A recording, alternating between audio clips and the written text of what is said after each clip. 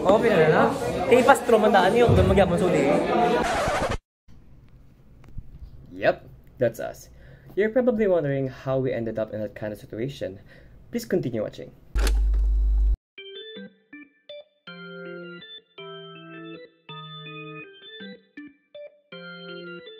Crimping an Ethernet cable is a process of attaching connectors onto the ends of Ethernet cables.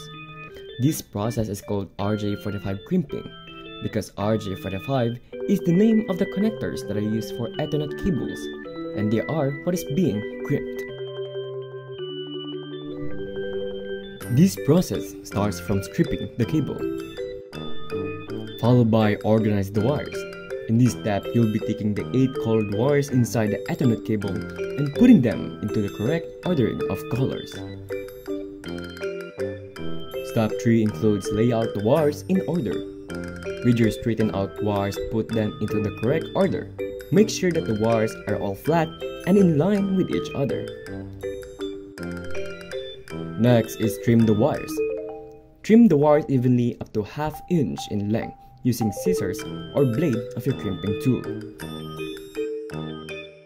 Step 5 means slide wires into RJ45 connectors.